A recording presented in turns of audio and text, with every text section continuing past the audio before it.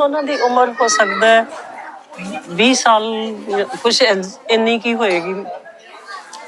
ਤੇ ਜਦੋਂ ਪਾਰਟੀਸ਼ਨ ਹੋਈ ਹੈ ਉਦੋਂ ਕੈਂਪ 'ਚ ਸੀਗੇ ਜੀ, ਉੱਥੋਂ ਗਏ ਕਿਸੇ ਦੇ ਨਾਲ ਕੋਈ ਮਦਦ ਵਾਸਤੇ, ਤੇ ਫਿਰ ਉਸ ਕੈਂਪ 'ਚ ਘਰ ਦੇ ਉਡੀਕਦੇ ਰਹੇ ਪਰ ਉਹ ਆਏ ਨਹੀਂ। ਸਾਡੀ ਫੈਮਿਲੀ ਨੂੰ ਇਹ ਸੀ ਕਿ ਸ਼ਾਇਦ ਸਾਡਾ ਜਿਹੜਾ ਪਿਛਲਾ ਪਿੰਡ ਵੀ ਸੀ ਅੰਮ੍ਰਿਤਸਰ ਡਿਸਟ੍ਰਿਕਟ ਭੱਖਾ ਹਰੀ ਸਿੰਘ, ਵੀ ਉਹਨਾਂ ਨੂੰ ਪਤਾ ਹੈਗਾ ਸ਼ਾਇਦ ਉਹ ਆ ਜਾਣ, ਪਰ ਆਏ ਨਹੀਂ ਜੀ।